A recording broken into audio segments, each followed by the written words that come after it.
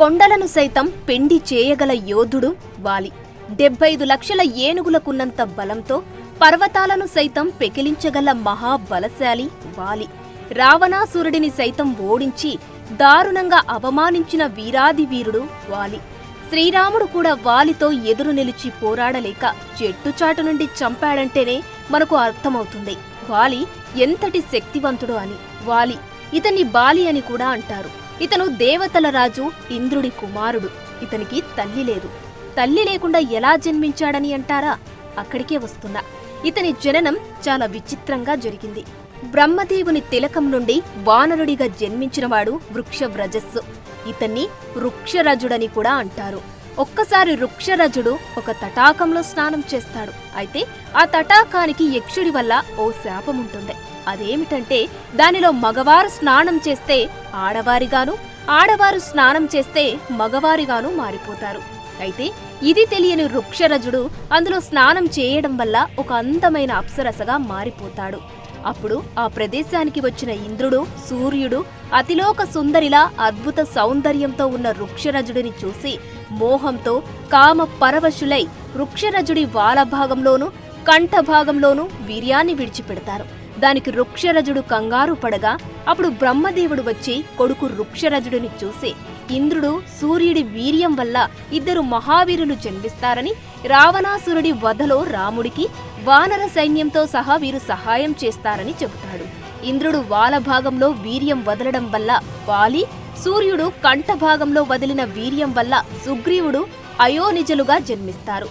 వీరిని కిష్కింద పర్వతాలలో జీవించమని చెప్పి బ్రహ్మ అదృశ్యమవుతాడు. వాలి, సుగ్రీవులు ఇద్దరు చిన్నప్పటి నుండే మహాబలవంతులు, పరాక్రమవంతులు. వాలి ఎంత బలశాలి అంటే 75 లక్షల ఏనుగులకున్నంత శక్తిని ఒక్కడే కలిగి ఉండేవాడు. పెద్ద పెద్ద కొండ శిఖరాలను సైతం పెకిలించి వాటిని బంతుల్లాగా సరదాగా విసిరేవాడు. అడవుల్లో పెద్ద పెద్ద దృఢమైన చెట్లను సైతం ఇష్టమొచ్చినట్లు పీకి పారేసేవాడు. సూర్య నమస్కారాలు చేయడానికి అతను తెల్లవారుజామున తూర్పు సముద్ర తీరం నుండి పశ్చిమ తీరానికి, అలాగే ఉత్తర సముద్ర తీరం నుండి దక్షిణ తీరానికి వెళ్లేవాడు. సముద్రంలో నడుస్తూ ఈదుతూ వెళ్లిన ఇతనికి అలసటగాని ఆయాసంగాని లేకుండా తిరిగి కిష్కిందకు చేరుకునేవాడు. పెరిగి పెద్దయ్యాక వాలి కిష్కిందకు రాజవ్వగా అతని తమ్ముడైన సుగ్రీవుడు అతనికి మంత్రిగా సేవలందిస్తుంటాడు. అమృతం కోసం దేవతలు, రాక్షసులు కలిసి క్షీరసాగర మదనం చేస్తారు. అప్పుడు మహాబలశాలి అయిన వాలి తన తండ్రి దేవేంద్రునికి సహాయంగా క్షీరసాగర మదనంలో పాల్గొంటాడు. సాగర మదనంలో నుండి కొంతమంది అప్సరసలు జన్మిస్తారు. వారిలో తార అనే అప్సరస కూడా ఉంటుంది.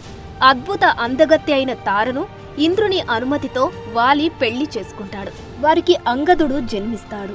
వాలి కిష్కింద పర్వతాలలో ఉన్న వానరులందరినీ తన సొంత బిడ్డలుగా చూసుకుంటూ వారందరికీ రాజుగా జనరంజక పాలన కొనసాగిస్తుంటాడు. తర్వాత ఇంద్రుడు తన కుమారుడైన వాలి వద్దకు వచ్చి అతనికి కాంచనమాల అనే వరమాలను ప్రసాదిస్తాడు.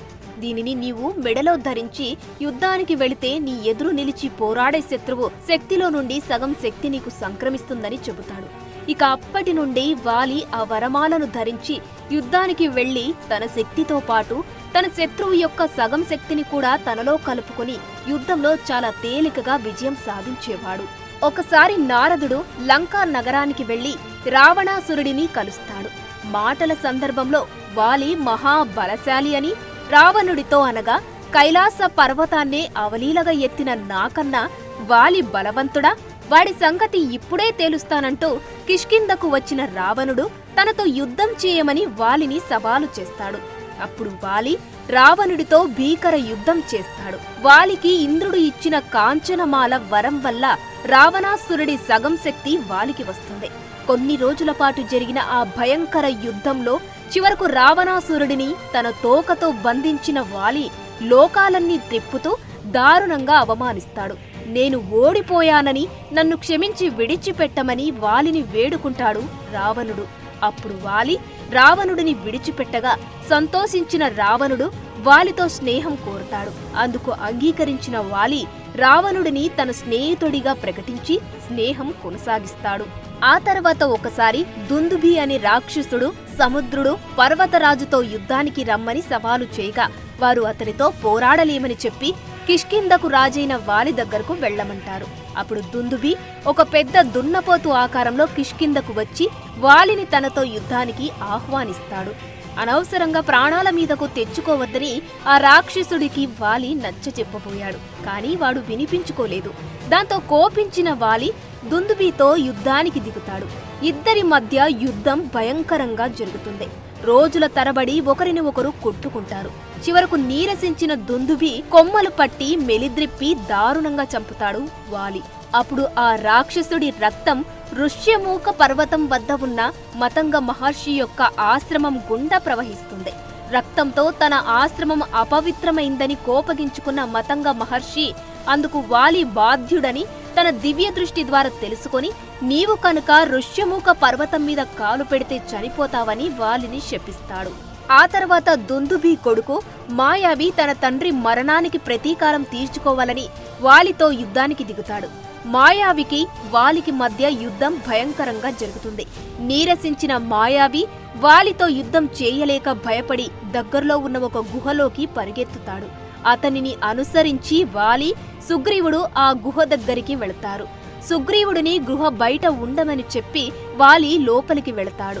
1 సంవత్సరం పాటు అన్న వాలి రాక కోసం ఎదురుచూస్తాడు సుగ్రీవుడు. తర్వాత ఆ గుహ నుండి రక్తం ఏరులై పారుతుంది. ఆ రక్తాన్ని చూసి తన అన్న వాలి చనిపోయాడనుకుని ఏడుస్తాడు సుగ్రీవుడు. ఆ రాక్షసుడు మాయావి బయటకు వచ్చి తనను, తన రాజ్య ప్రజలను చంపుతాడేమోనని భయపడి మాయావి బయటకు రాకుండా గుహ ద్వారాన్ని పెద్ద బండరాయితో బయట నుండి మూసివేసి ఇంటికి చేరుకొని అందరికీ ఈ విషయం చెబుతాడు. వాలి మరణించాడని తెలుసుకున్న వానరులంతా బాధపడతారు. తర్వాత వానర పెద్దలందరి సూచనతో కిష్కింధకు రాజుగా సుగ్రీవుడు పట్టాభిషిక్తుడవుతాడు. అయితే గుహలో మాయావిని చంపిన వాలి విజయోత్సాహంతో బయటకు రాబోగా గుహ ద్వారం మూసి ఉండడం చూసి నన్ను బయటకు రాకుండా చేసి ఈ గుహలోనే బందీగా ఉంచి చంపాలని సుగ్రీవుడు తన కుటిల బుద్ధితో ద్వారం మూసివేశాడని తప్పుగా అర్థం చేసుకుని తన గదతో బండరాయిని బద్దలు కొట్టి కిష్కింధకు చేరుకుంటాడు వాలి. అక్కడ సింహాసనంపై సుగ్రీవుడిని చూసి కోపంతో ఊగిపోతూ, నీవు రాజువి కావాలనే స్వార్థంతో నన్నే చంపాలని చూస్తావా ద్రోహి అంటూ సుగ్రీవుడిని దారుణంగా కొట్టి రాజ్యం నుండి బహిష్కరిస్తాడు. అంతేకాక సుగ్రీవుని భార్య రూమాని చెరబట్టి తన ఉంపుడు గత్తెగా చేసుకుంటాడు. తన అన్న వాలి చేత నిందారోపణకు గురైన సుగ్రీవుడు తీవ్ర అవమాన భారంతో ఋష్యమూక పర్వతంపై ఆశ్రయం పొందుతాడు. మతంగ మహర్షి శాపం కారణంగా వాలి ఎప్పటికీ ఆ పర్వతం దగ్గరికి రాడని, ఇక తను క్షేమంగా ఉండవచ్చని అనుకుంటాడు. సుగ్రీవుడి వెంట అతని మంత్రి అయిన హనుమంతుడు, మరికొంతమంది వానర వీరులు ఋష్యమూక పర్వతానికి వస్తారు.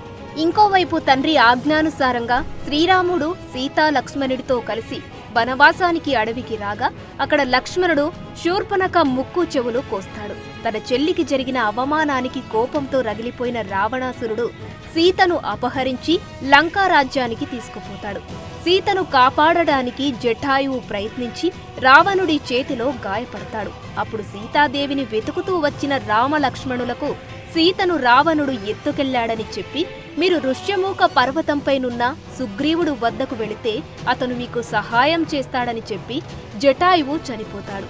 అప్పుడు రామలక్ష్మణులు ఋష్యమూక పర్వతానికి చేరుకునగా మహాధనుర్ధారులైన రామలక్ష్మణులను దూరం నుండి చూచిన సుగ్రీవుడు భయపడి వారి గురించి తెలుసుకురమ్మని హనుమంతుడిని పంపగా, హనుమంతుడు వారు అయోధ్య రాకుమారులైన రామలక్ష్మణులని సహాయం కోరి వచ్చారని తెలుసుకుని సుగ్రీవుని వద్దకు తీసుకుని వస్తాడు. హనుమంతుని ద్వారా వారి వృత్తాంతాన్ని విన్న సుగ్రీవుడు రామలక్ష్మణులను స్వాగతించి ఆదరిస్తాడు.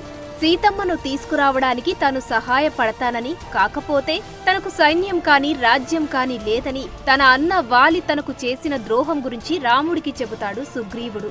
అప్పుడు శ్రీరాముడు వాలిని చంపి నిన్ను కిష్కింధకు రాజును చేస్తానని అగ్ని సాక్షిగా ప్రమాణం చేస్తాడు. అందుకు సుగ్రీవుడు వాలిని చంపడం అంత తేలిక కాదని, అతను అసమాన బల పరాక్రమవంతుడని రాముడితో అంటాడు. సుగ్రీవుడికి నమ్మకం కలిగించడానికి రాముడు కొండలాంటి దుందుభి రాక్షసుడి కళేబరాన్ని 10 క్రోసుల దూరంలో పడేలా తంతాడు. అలాగే ఒక్క బాణంతో 7 సాల వృక్షాలను ఛేదిస్తాడు. రాముడి శక్తి సామర్థ్యాలపై నమ్మకం కుదిరిన సుగ్రీవుడు రాముడిని ఆలింగనం చేసుకుని సీతమ్మను తెచ్చి నీకు అప్పగిస్తానని సుగ్రీవుడు మాట ఇస్తాడు. తర్వాత రాముడి అండ చూసుకొని సుగ్రీవుడు వాలిని యుద్ధానికి పిలుస్తాడు. వాలి సుగ్రీవుల మధ్య యుద్ధం భయంకరంగా జరుగుతుంది. రెండు కొండలు ఢీకొన్నట్లుగా అన్నాదమ్ములిద్దరూ భీకరంగా పోరాడుతున్నారు.